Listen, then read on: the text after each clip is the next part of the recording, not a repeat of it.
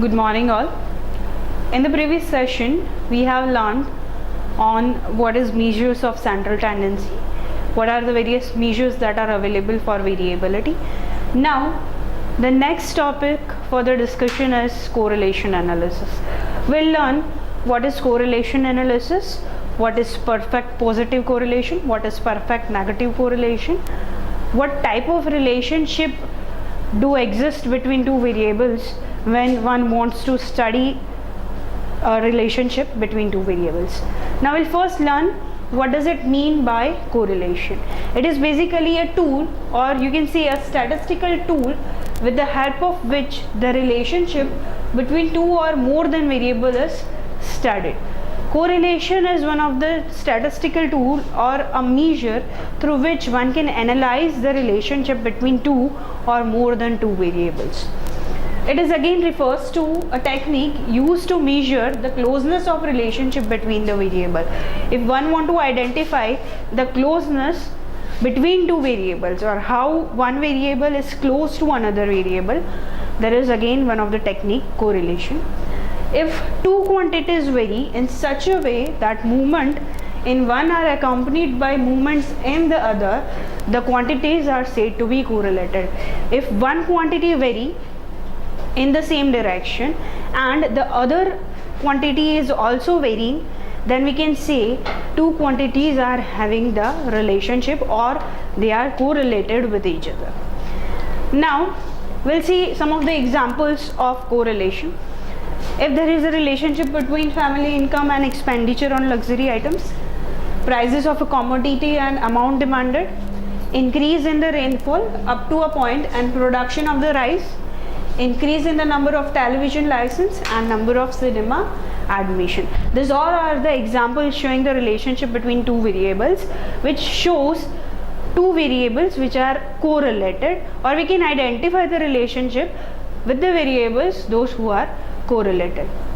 Now here is again example of advertisement expenditure and sales has been given, showing an impact of advertisement expenditure, that is having an increase in the sale. As the advertisement expenditure increases, similarly the sales has also been increased, as it can be shown. If advertisement expenditure was 25 lakhs, जब 25 लाख था advertisement expenditure तो sale also has been increased, 35 lakhs हुआ तो it became increased from 20 lakh to 140 lakhs. So it is showing a perfect positive relationship between two variables, that is advertisement expenditure and sales. Now various types of correlation, we'll learn types of correlation. There are three basic types of correlation are there. First is positive and negative correlation, simple partial and multiple correlation, linear and non-linear correlation can also be termed as curvilinear correlation. Now we'll understand each and every type of correlation in brief. First, positive correlation. If both the variable vary in the same direction, or you can say if one variable increases, the other variable will also increase. If one variable decreases, the other variable will also decreases. So such kind of correlation can be termed as positive correlation. We'll see the example of perfect or positive correlation. As variable x increases from 10 to 20, variable y has also been increased from 15 to 37. Similarly, if variable x is decreasing from 80 to 30, variable y has also been decreased from 50 to 10. So it's showing a positive correlation. Another type of correlation is negative correlation. If the variables vary in the opposite direction, or you can say if one variable increases, the other variable decreases, and vice versa, or you can say if one variable decreases, the other will increases. Such kind of correlation is termed to be negative correlation. Now we'll see x. When x is increases from 20 to 80, y has been decreasing. Similarly, when x is decreasing, y has also been increase. Now another type of correlation is simple correlation. When only two variables are going to be studied, such kind of correlation is termed to be simple correlation. Another is multiple correlation. If two or if more than two variables are going to be studied, then it is termed to be a multiple correlation. Here one of example of multiple correlation has been given. The example is of the rice per acre and the amount of rainfall, where the third variable is shown as the amount of fertilizer. It is a problem of multiple correlation, where three or more than three variables are going to be studied. Such kind of correlation is termed to be multiple correlation. Here again one of the example of multiple correlation has been given. The relationship of plastic hardness, temperature and pressure. Here three variables are going to be the study.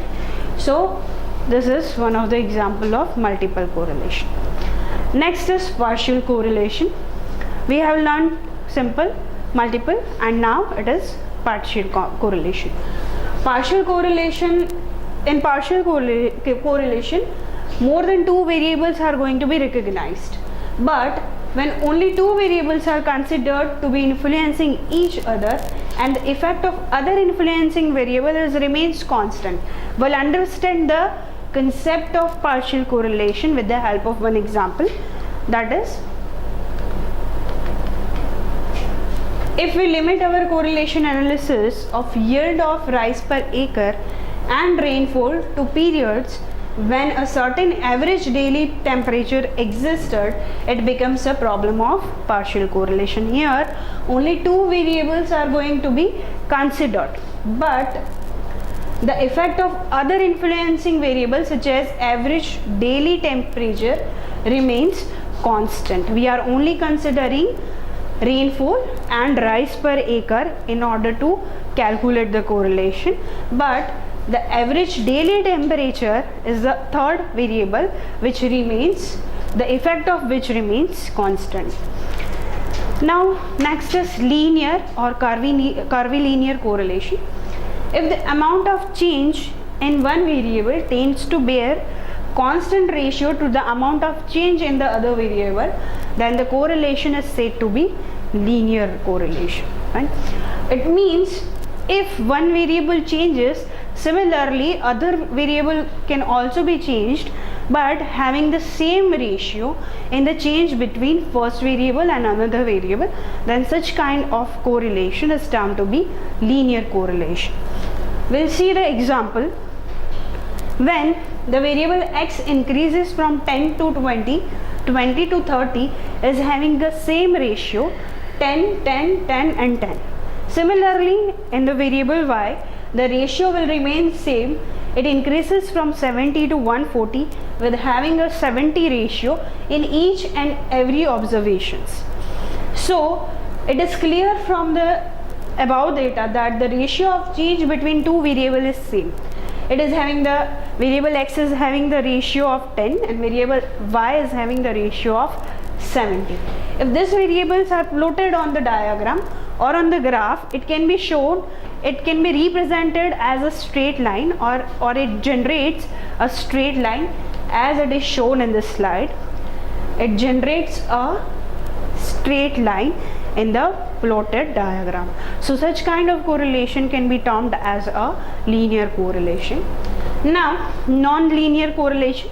Non-linear correlation can also be termed as if one variable changes, the other variable may also changes, but there is no significant difference in the ratio of two variables. If the amount of rainfall is doubled, the production of rice or wheat would not necessarily be doubled. A change in one leads to change in the other, but it might not be equal or there might not be any significant change in the other variable. Such kind of correlation may be termed as non-linear correlation.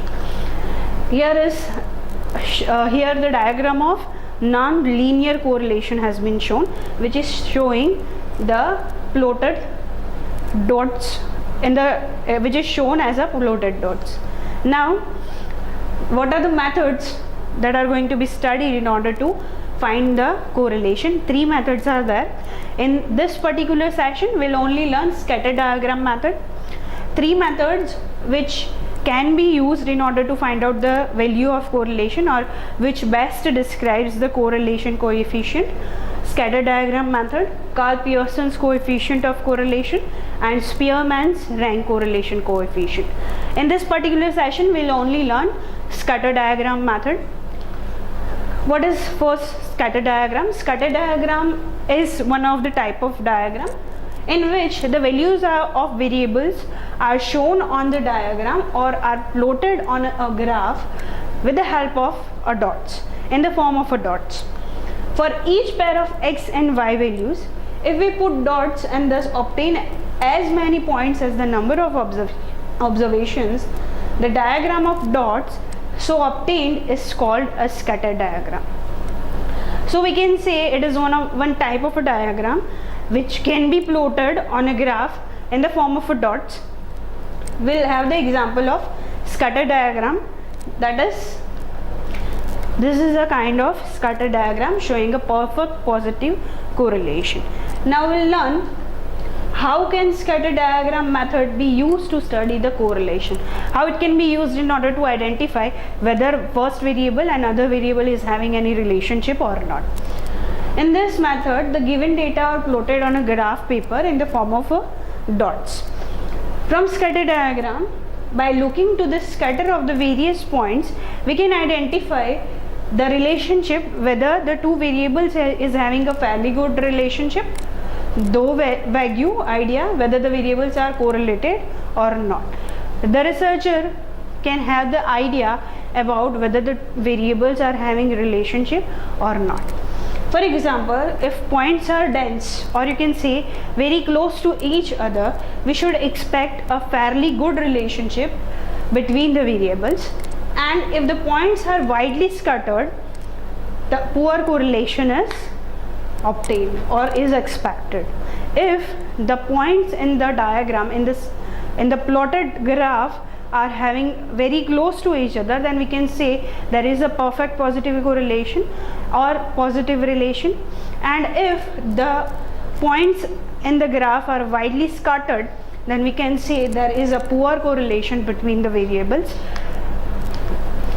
When correlation is said to be perfectly positive or negative, if all the points lie on the straight line, if all the points are on the straight line which is rising from left hand corner to right hand side corner, then we can say there is a perfect positive correlation between two variables. When it is a perfect negative correlation, when all the points lie on the straight line but they are falling from the left hand side to right hand corner, then it is said to be a perfect negative correlation between two variables. And the amount for which is coefficient correlation is equals to +1 and -1 for the perfect negative correlation. Now the next example is being of perfect positive correlation, which is starting from the left hand corner to, which is rising from left hand corner to right hand corner and showing a perfect positive correlation, which is again is one of the example of perfect negative correlation, showing the line starting from the left hand corner to right hand corner. It is the same that we have discussed regarding perfect positive correlation and perfect negative correlation. Now this diagram shows a strong positive correlation because the dots fall from left hand side to right hand side and are very close to each other. Hence we can say there is a strong positive correlation between two variables x and y. Next is high degree of negative correlation because all the points are falling downsides and are scattered very far from each other. So we can say there is a high degree of negative correlation between the variables. When will there be a low degree of correlation? When the points are widely scattered over the diagrams, it indicates very low degree of correlation between the variables. If they are widely scattered, we can say that this all the points in the scatter diagram are widely scattered from each other, so there is a low degree of positive correlation, and they are going upwards or they are rising from left to right, so we can say there is a low degree of positive correlation between two variables. When there is a low degree of negative correlation, when the points are widely scattered and are falling from left to right, then there is a low degree of correlation, negative correlation between two variables, we can say. When will there be no correlation between two variables? When the points lie on straight line parallel to the x-axis and are in a haphazard manner, were scattered in a haphazard manner, then we can say there is no correlation between the variable x and y, and the value of r is always equals to 0. Thank you.